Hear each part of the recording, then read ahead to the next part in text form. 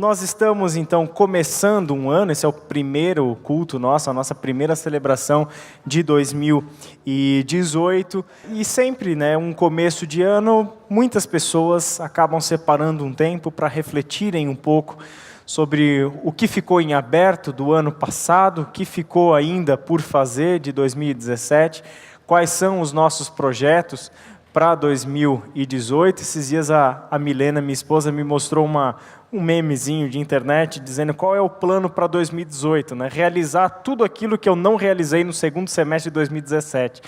Então é o período de você pensar que algumas coisas ficaram abertas, mas existem sempre coisas novas para surgirem aí, e normalmente começo de ano é uma fase, um ciclo da nossa vida, onde nós começamos ali com a agenda zerada, planos zerados, para a gente poder pensar o que vai ser do nosso ano. E nada melhor, como cristãos e cristãs que somos, de pensarmos essas coisas a partir de Jesus Cristo, não é? Concordam comigo? Por isso mesmo quero convidar você a abrir aí sua Bíblia em 2 aos Coríntios, capítulo 5, nós leremos do verso 14 ao verso 17. Segunda carta de Paulo aos Coríntios, capítulo 5, e a nossa leitura será do verso 14 até o verso 17. Se você trouxe a sua Bíblia, acompanhe por aí. Se por um acaso você não trouxe ou preferir, a gente está projetando o texto aqui, e ele diz o seguinte para nós: pois o amor de Cristo nos constrange, porque estamos convencidos de que um morreu por todos, logo todos morreram. E ele morreu por todos, para que aqueles que vivem já não vivam mais para si mesmos, mas para aquele que por eles morreu e ressuscitou. De modo que de agora em diante, a ninguém mais consideramos do ponto de vista humano. Ainda que antes tenhamos considerado Cristo dessa forma, agora já não o consideramos assim. Portanto, se alguém está em Cristo, é nova criação. As coisas antigas já passaram, eis que surgiram coisas novas. Vamos orar? Paizinho, obrigado pela Tua palavra, e pedimos que o Teu Santo Espírito transforme essas palavras em vida dentro de nós. Toque, Senhor, o nosso coração, mexa, Senhor, com os nossos pensamentos, com os nossos sonhos e projetos, para que a nossa vida seja ajustada ao Senhor, para que aquilo que a gente pensa sobre nós, sobre o mundo, que os nossos planos de vida, que os nossos relacionamentos, que todas as dimensões da nossa vida reflitam um relacionamento profundo com o Senhor, que te conhece e que sabe qual é o seu plano na nossa história. Em nome de Jesus que nós oramos. Amém. Essa passagem de Paulo começa com uma afirmação que é a seguinte: pois o amor de Cristo nos constrange. Pois o amor de Cristo nos constrange. O que significa essa expressão? Paulo está falando, portanto, de um novo amor, radicalmente novo amor. Amor que nós não conhecíamos. Amor que não imaginávamos que fosse possível. Esse amor é tão novo, esse amor é tão novidade, que ele nos constrange. Constranger nada mais é do que você travar, impedir os movimentos. Você fica pasmo, você fica sem reação diante dele. É aquela realidade, é aquela palavra, aquilo que acontece, que diante daquele fato, você simplesmente congela. Trava, impede os movimentos. Esse é o amor de Cristo, que diante dele o queixo cai. E a gente não sabe nem o que dizer sobre isso. A gente não sabe qual é a próxima ação nossa, como reagir, como fazer qualquer tipo de movimento, palavra e etc. diante desse amor que ele revelou para nós. E o apóstolo Paulo fala, portanto, de uma experiência pessoal. Ele tem uma convicção de que o amor de Cristo é para nós algo tão constrangedor que ele mesmo experimentou esse amor. Ele mesmo ficou pasmo diante desse amor. Ele mesmo ficou sem reação diante desse amor. Porque quando esse amor se revela a nós, assim como esse amor se revelou a Paulo, o que acontece? Esse amor exige de nós uma decisão. Ficar paralisado, eu não posso. Por um momento, esse amor me paralisa, Esse amor tem um movimento tão profundo comigo que ele faz o quê? Ele me leva a uma necessidade de decisão. Como reagir diante desse amor? O que fazer diante desse amor? Daí a palavra constranger. Um dos sentidos dela é tornar cativo. É um amor que nos cativou. E nos cativou de um jeito tal, como já dizia a raposa do Pequeno Príncipe, não sei se vocês conhecem essa historinha, né? Que ele se torna eternamente responsável por aquilo que ele cativou. Ou seja, é um amor que agora faz parte de nós. É um amor que agora quer dirigir a nossa vida. É um amor que agora nos envolve de forma tal que nos liberta de nós mesmos. Que faz com que agora a nossa vida seja uma resposta a esse amor. Que a forma como vivemos seja uma resposta a esse amor. E ele diz o seguinte: porque estamos convencidos de que um morreu por todos, logo todos morreram. E interessante a forma como esse amor se revela. Quando Paulo fala de amor, o amor de Cristo nos constrange, Paulo não tem em mente um conceito abstrato. Quando Paulo fala de amor, ele não está falando de algo abstrato, conceitual, meio ideológico. Ele tem uma história em mente. Quando ele fala desse amor, é uma história que lhe vem à mente. É algo que aconteceu, é algo que foi feito. Sobre essa história, nos contam os evangelhos. O que é esse amor? Esse amor de Cristo, que é este amor do Deus que se fez carne, veio habitar entre nós. E só fez isso porque havia uma necessidade nossa, a necessidade de sermos salvos da nossa própria existência, de sermos salvos da corrupção humana, de sermos salvos do nosso pecado. Quando Paulo fala de amor, não é uma ideia abstrata, mas algo extremamente concreto, extremamente palpável. É o Cristo que veio a este mundo e deu a sua vida por amor a você. É o Cristo que veio a esse mundo e se entregou por todos nós. E na sua morte, Ele nos envolve. O que isso significa? Um morreu por todos, logo todos morreram. Todos morreram. Porque esse amor, por um lado, ele revela então quem Jesus é e o que ele fez. Esse amor de Cristo é uma revelação para nós de quem é Jesus e do que ele fez por nós. Não é amor de palavras, não é amor da boca para fora, não é amor que com a nossa linguagem a gente consegue dar uma dissimulada. Não, é um amor extremamente concreto. Quando Paulo fala desse amor, ele está falando daquilo que Jesus é e do que Jesus fez por nós. Ele deu a sua vida por nós. Ele morreu a nossa morte para que vivamos a sua vida. Ele levou sobre si os nossos pecados. Ele morreu não pelos seus amigos, não por pessoas que mereciam o seu sacrifício. Ele morreu por você e por mim, pecadores, pecadoras, inimigos de Deus, que na sua própria existência, na sua própria condição humana, estão em oposição a Deus.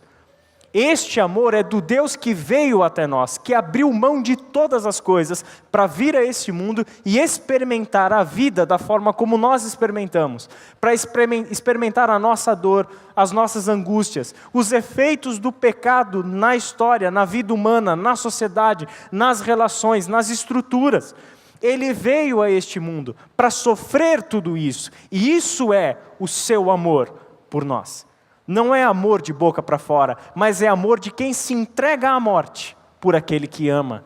E ama sem que ele mereça esse amor, sem que eu mereça esse amor. Então essa passagem deixa muito claro para nós que esse amor revela quem Jesus é e o que ele fez. Mas ao mesmo tempo, ele revela quem nós somos e como nós temos vivido. Revela quem nós somos por quê? Primeiro, se foi necessário Jesus vir a esse mundo, morrer numa cruz por você, alguma coisa de você ele está revelando.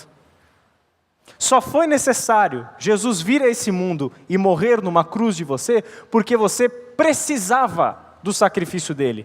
Nós precisávamos de salvação. Só foi preciso Jesus fazer o que fez, revelar o seu amor por nós, porque nós estávamos em pecado. Nós estávamos vivendo em pecado. A nossa vida era uma vida separada de Deus, distante do projeto de vida que o Criador tem para nós. Porque estávamos vivendo na morte, é que foi necessário Jesus Cristo vir até nós e nos dar a vida, por meio da morte dele. Então revela algo de nós, quem nós somos. Nós não somos os senhores e as senhoras da história.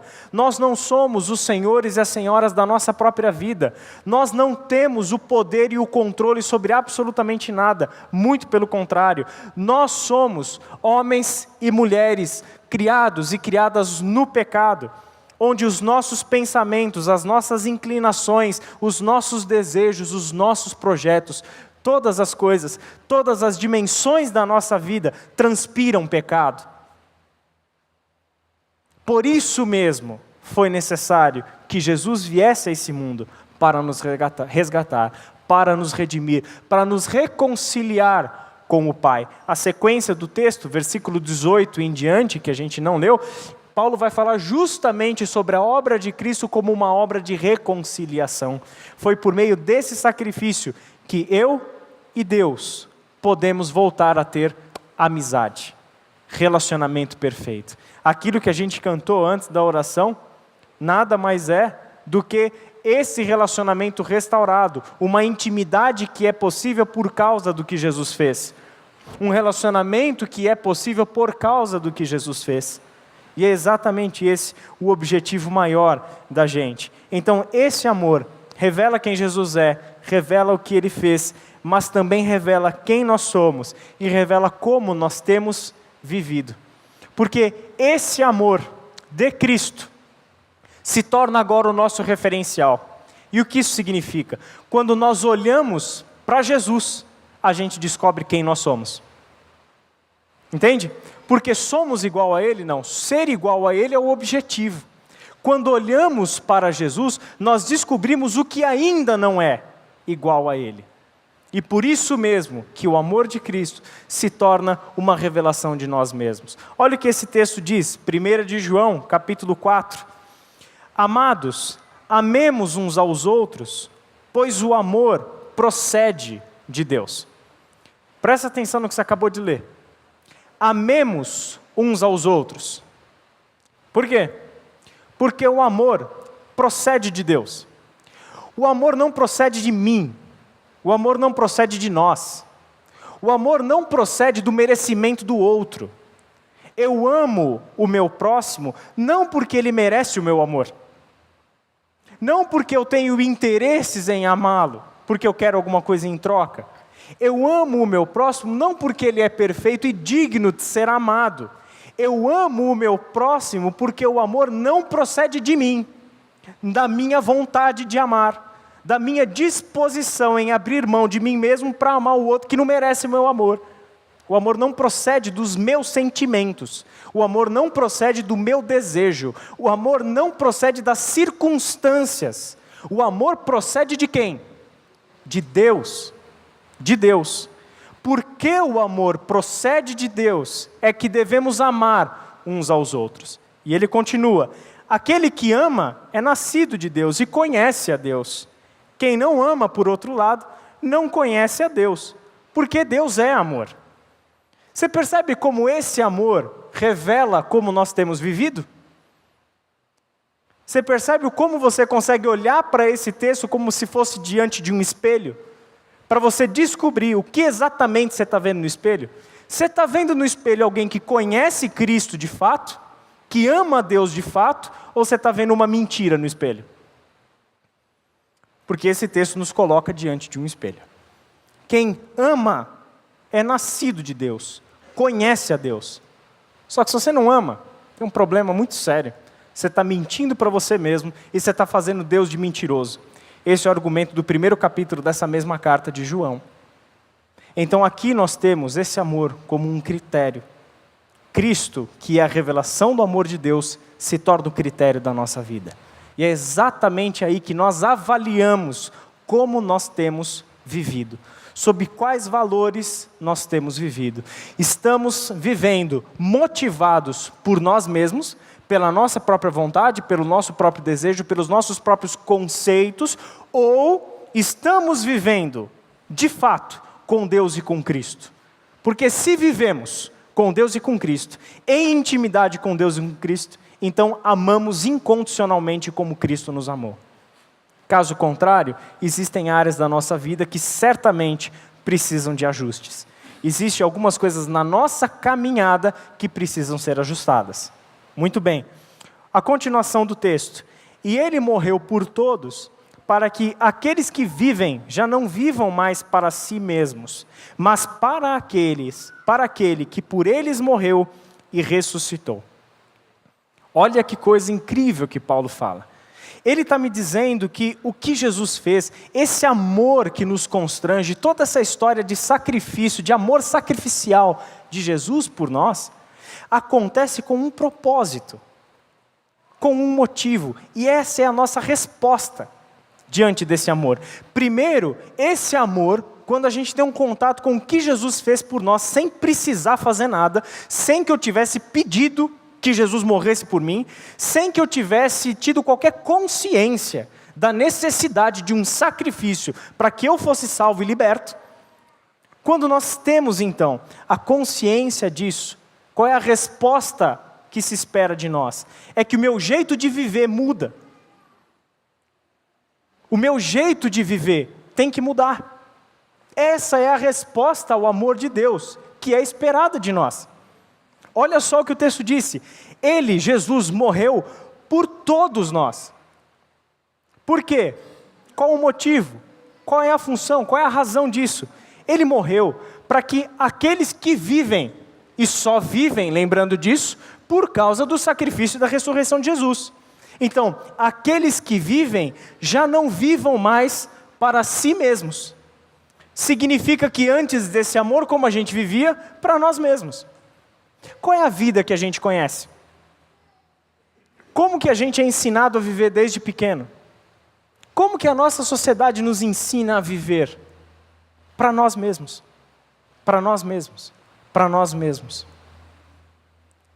Quando olhamos para esse mundo, quando olhamos para a nossa vida, para os nossos sonhos, para os nossos desejos, para as tentações que nós sofremos e a forma como cedemos a essas tentações, sabe o que isso significa? É você vivendo para você mesmo. Já parou para pensar nisso? Que todo pecado que você comete é você vivendo para você mesmo? Já parou para pensar nisso? Porque se você pensasse no outro, você não faria? Se você pensasse em Deus, você não faria? Você concorda comigo? E quando a gente leva a conversa para esse lado, a gente vai descobrir que tem um monte de coisa na nossa vida que é pecado, e a gente nem tinha consciência de que era. Porque somos nós vivendo para nós mesmos. O que isso significa? Significa que antes de eu conhecer Cristo, e antes de se revelar a nós o amor desse Cristo, eu tinha a minha vida como o meu próprio horizonte. Mas agora, por causa do sacrifício de Jesus, por causa desse amor que constrange, o que acontece? Eu não preciso mais viver para mim mesmo. E o que isso significa? É que a minha vida deixa de ser o meu próprio horizonte. A minha vida deixa de ser o meu próprio referencial. Eu gosto muito de ficção científica. Desde criança eu sempre fui apaixonado por ficção científica.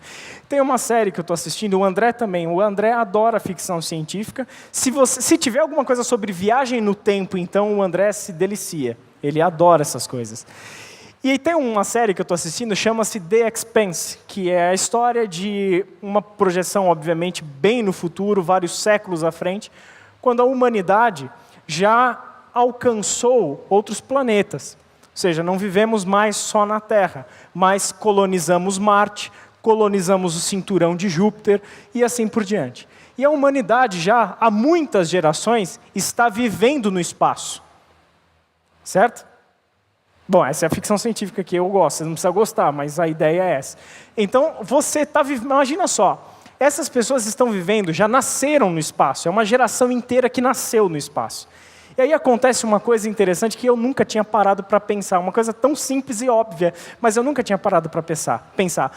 Quando uma pessoa que nasceu no espaço vem para a terra, qualquer que seja o motivo, ela entra num verdadeiro colapso quando ela pisa o chão da terra. Ela se desorienta completamente. Por quê? Porque na terra tem horizonte. No espaço não tem horizonte.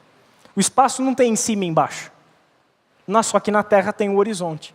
E quando ela vê o horizonte, ela se desorienta. Ela cai, ela passa mal, ela não sabe o que é em cima, o que é embaixo. Ela acha que o embaixo é o céu e em cima é a terra. Ela se perde completamente. Leva um tempão até essa pessoa se ambientar, a andar tendo um horizonte.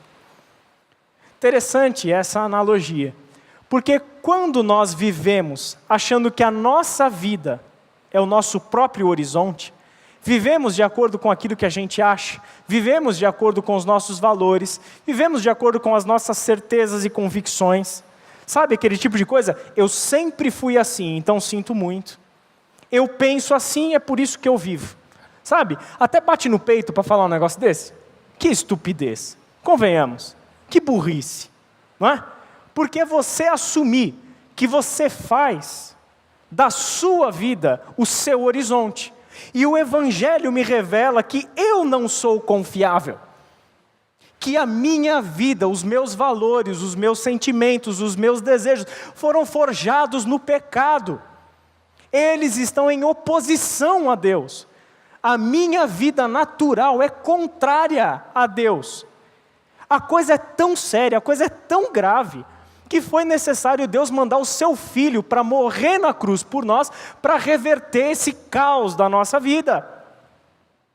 Quando nós achamos que a nossa vida é o nosso próprio horizonte, e sem pensar, vivemos tendo a nossa vida como horizonte, nós estamos muito, mas radicalmente distantes do projeto de vida que Deus tem para nós, onde Jesus Cristo é o nosso referencial.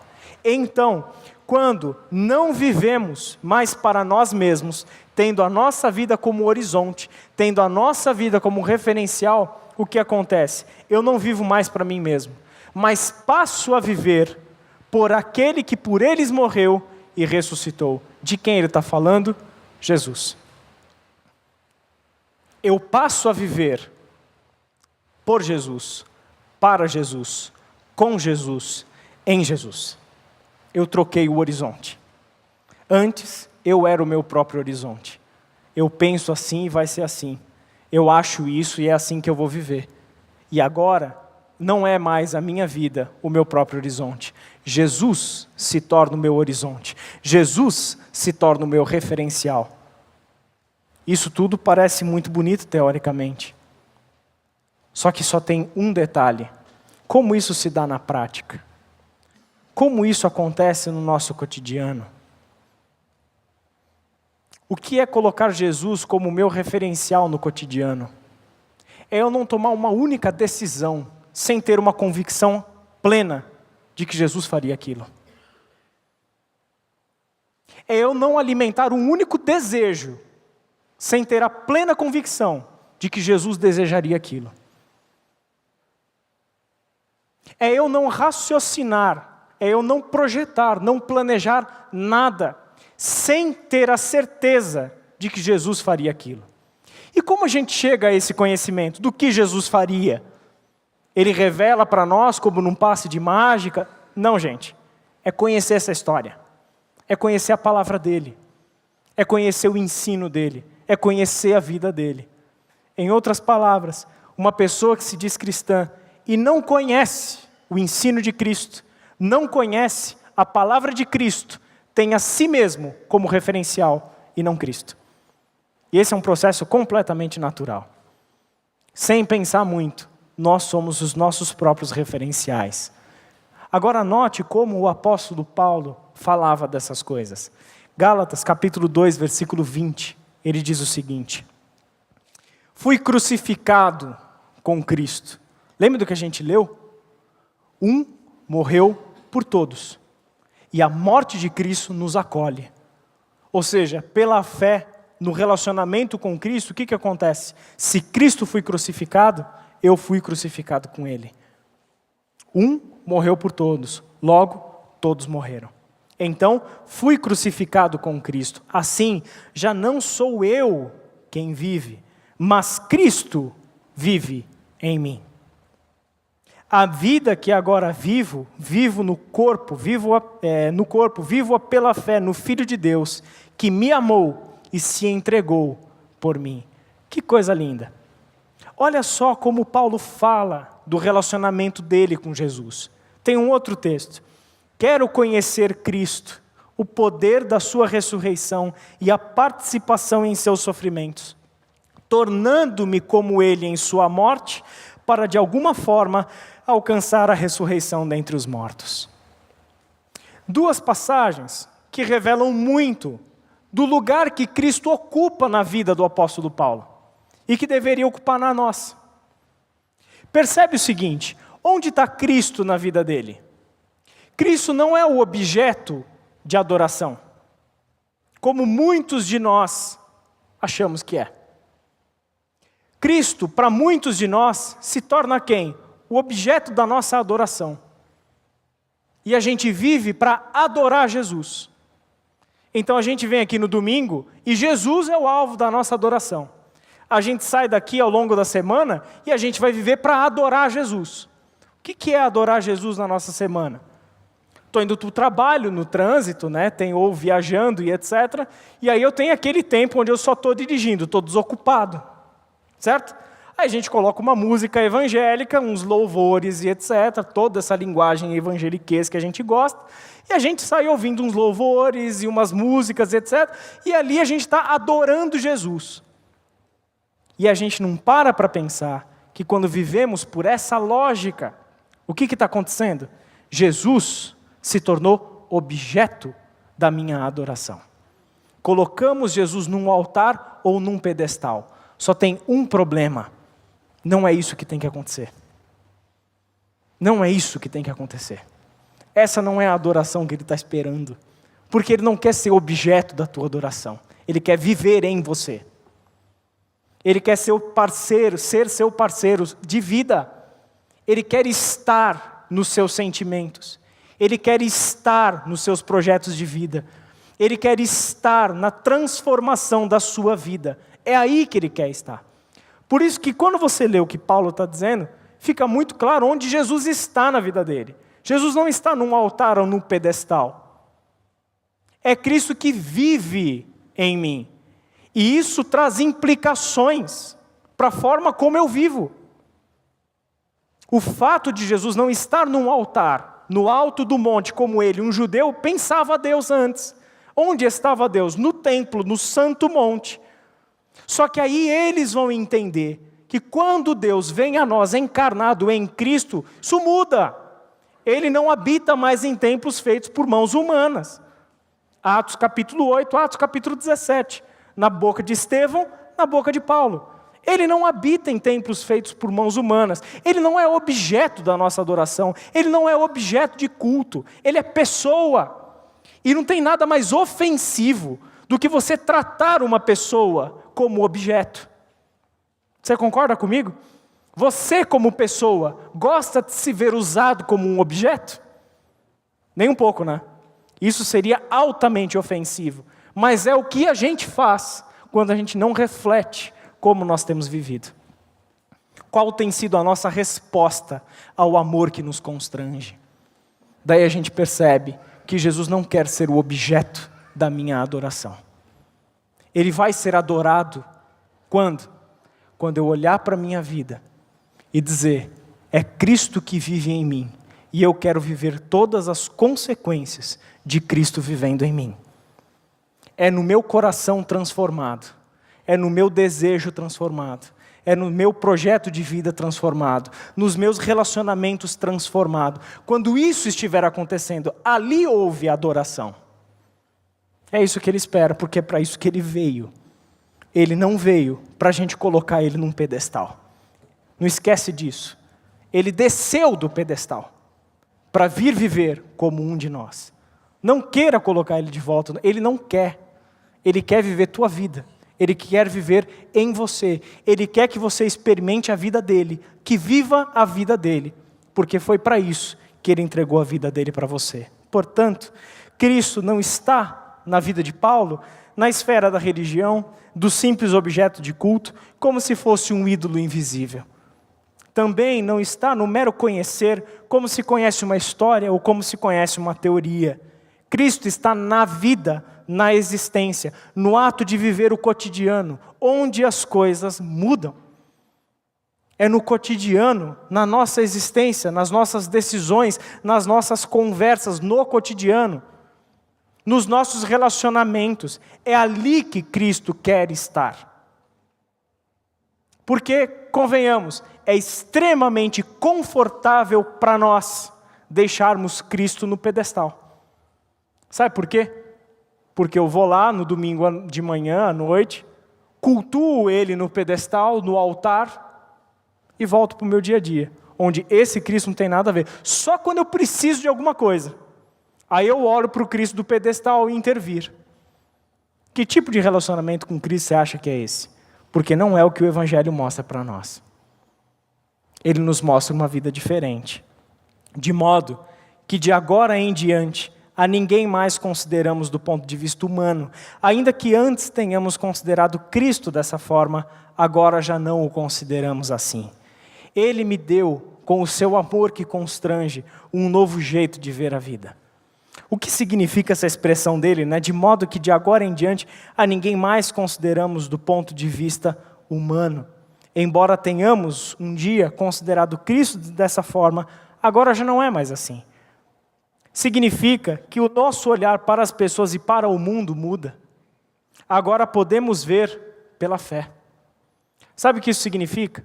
É que antes nós olhávamos para nós mesmos, olhávamos uns para os outros e olhávamos para o mundo onde a gente vive.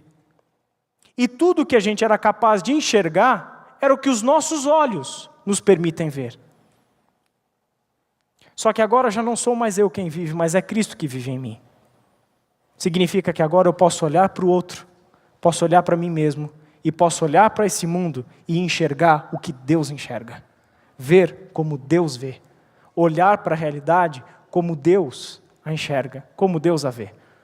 Eu vou dar um exemplo para vocês.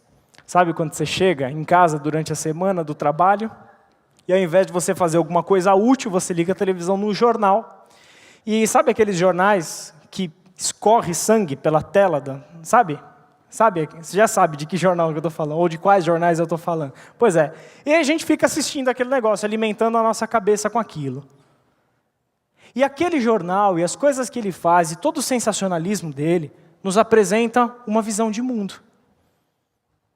E diante daquilo que a gente está vendo na televisão, quais normalmente são as nossas reações? Indignação, ódio, ira, vontade de trucidar aquelas pessoas que fizeram aquelas coisas. A gente olha para esse mundo e só enxerga tragédia, só enxerga corrupção, só enxerga morte, só enxerga injustiça, só enxerga coisas hediondas. Isso é o que os nossos olhos humanos conseguem enxergar. Só tem um detalhe. Eu não enxergo mais de um ponto de vista meramente humano. Agora não é mais assim. Agora eu olho para as coisas e vejo o que Deus vê. Sabe o que acontece? Primeira coisa importante, quando a gente olha esses jornais e vê aquelas notícias, uma coisa a gente precisa ter em mente. O mundo sempre foi aquilo. Você concorda comigo? O mundo sempre foi aquilo. Por exemplo, assim que Adão e Eva saem do Éden, o que acontece com os filhos, Caim e Abel? Eu estou falando do 4º capítulo da Bíblia, logo depois da saída do Éden. Um irmão mata o outro, a sangue frio. Assassinato. O mundo sempre foi assim, porque este mundo está no pecado. A única diferença do mundo bíblico para o nosso mundo é que hoje tem mais gente e por causa da mídia a gente vê mais as coisas. Só isso. A única mudança é essa. Significa que quando Jesus esteve entre nós, há 2000 anos atrás, que mundo você acha que ele viu? O mundo perfeito. O mundo de Jesus era tão bonitinho que Jesus falou, que coisa linda viver nesse mundo. Por esse mundo então eu morro, eu amo esse mundo. Não, gente. Ele não viu um mundo de unicórnios, estrelinhas, etc. Ele viu o que você vê no dia a dia. Foi isso que ele viu. Aí só para você ver, de novo, para você avaliar como nós temos vivido. Quando nós olhamos para esse mundo, nós só conseguimos ver desgraça, maldade, injustiça, que nos geram sentimentos de ira, de ódio e etc. Olhamos para as pessoas que fazem o mal e queremos que essas pessoas mais é que morram e vão para o inferno. E no inferno morram de novo e vão para o inferno pela segunda vez. É o que a gente quer. A gente quer ver o circo pegar fogo. Essa é a visão do ponto de vista humano. Só que quando Jesus veio para esse mundo, Ele olhou para a mesma coisa que você vê, para a mesma maldade que você vê, para a mesma loucura que você vê todos os dias. E o que Ele disse? Eu amo tanto esse mundo, que eu vou morrer por ele. Eu amo tanto esse mundo, que eu dou a minha vida por esse mundo. Eu amo tanto essas pessoas que só sabem fazer o mal, que eu entrego a minha vida por eles. Deus é amor. Deus é amor. E quando o nosso amor procede de Deus, significa que nós estamos enxergando o mundo, não somente com o que os nossos olhos humanos conseguem ver, mas enxergamos o mundo do jeito que Deus vê. Porque no mesmo capítulo, alguns versículos anteriores, olha o que Paulo diz: porque vivemos por fé e não pelo que vemos. Pela fé em Cristo, nesse amor, no que Ele fez, e pela fé, pela minha confiança incondicional no plano de Deus em Jesus Cristo, eu olho para essa realidade e digo: não, não é só isso. Tem algo por trás. Eu olho para essa realidade, eu olho para esse mundo perdido, e eu enxergo um mundo reconciliado com Deus. Eu enxergo um mundo redimido por Deus. Eu enxergo um mundo perfeito que Deus criou. Isso não é alienação. Isso é viver pela fé, andar por fé. De modo que a minha ação, o meu jeito de agir no mundo, não é de acordo com o que eu estou vendo com os meus olhos, mas é de acordo com o que eu vejo pela fé, no plano de Deus, em Cristo Jesus. Essa é a grande diferença. E o texto termina dizendo o seguinte para nós: portanto, se alguém está em Cristo, é nova criação. As coisas antigas já passaram, eis que surgiram coisas novas. Se alguém está em Cristo, é nova criação. Interessante que o texto anterior lá de Paulo, de Gálatas 2:20, sabe o que a gente leu, né? Fui crucificado com Cristo, agora já não sou eu quem vive, mas Cristo vive em mim. E aqui ele está dizendo se alguém está em Cristo. Em outras palavras, esse relacionamento é tão profundo que eu estou em Cristo e Cristo está em mim. Somos uma unidade indivisível. Ele não é o objeto distante de mim, que eu tenho que olhar para cima para falar com Ele. Eu tenho que olhar para dentro para falar com Cristo. Eu tenho que falar com o outro para falar com Cristo. Ele está na nossa dimensão. Ele habita em nós. Ele está em nós. E a mudança é tão grande, é tão radical, é uma mudança tão violenta, tão agressiva essa mudança que Cristo faz em nós, que nem dá para falar que é a antiga vida melhorada.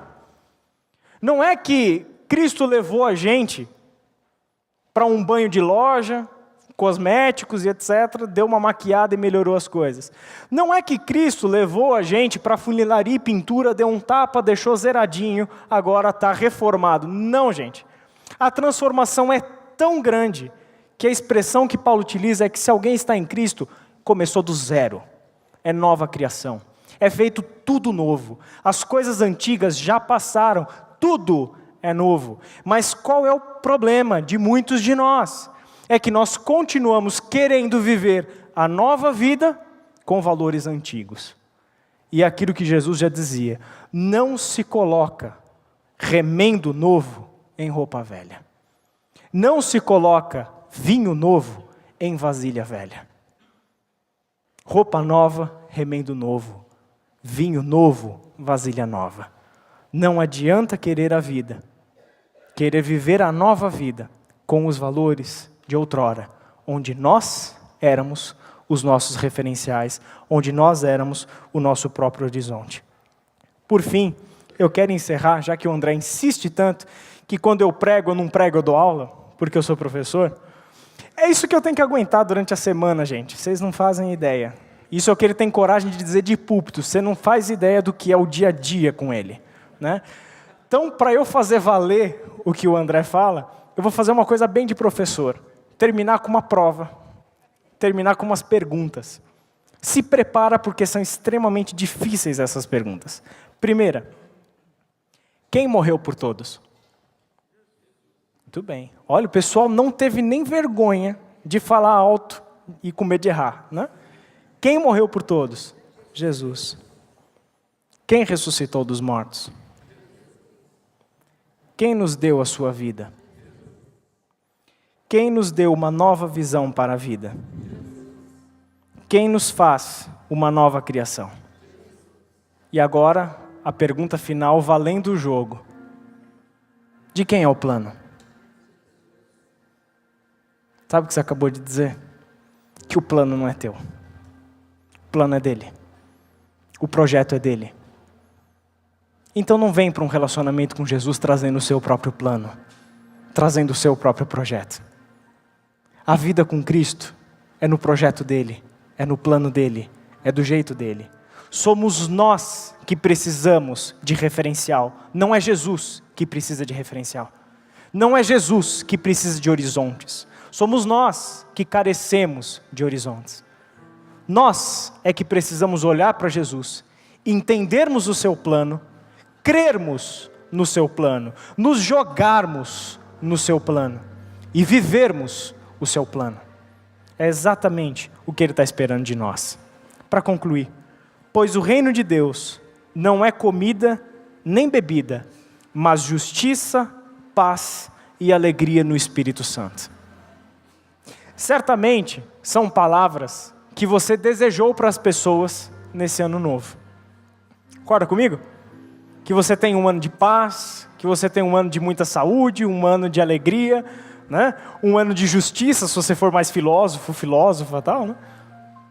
Só tem um detalhe. Vamos colocar em prática o que a gente acabou de ouvir. De que justiça nós estamos falando? Da nossa? Do que a gente pensa sobre justiça? Essa justiça é a minha justiça que é o referencial para ela? Quando a gente fala de paz, eu sou o referencial de paz? Uma instituição é o referencial de paz? Ou um partido político ou uma ideologia é referencial de justiça? Um sistema de leis é referencial de justiça? Não somos nós que somos o horizonte. O referencial de justiça é Cristo. O referencial de justiça é o reino de Deus. Esse é o referencial de justiça. O referencial de paz não é o que eu acho que seja a paz. Não é o que eu penso sobre paz. É o que Cristo me revela sobre paz. Quando eu penso em alegria, não é o que eu considero alegria, mas é o que Cristo considera como alegria. Se eu não sei o que Jesus chama de justiça, o que Jesus chama de paz e o que Jesus chama de alegria, como exatamente eu estou vivendo a minha vida? Quem é o meu horizonte? Quem é o meu referencial?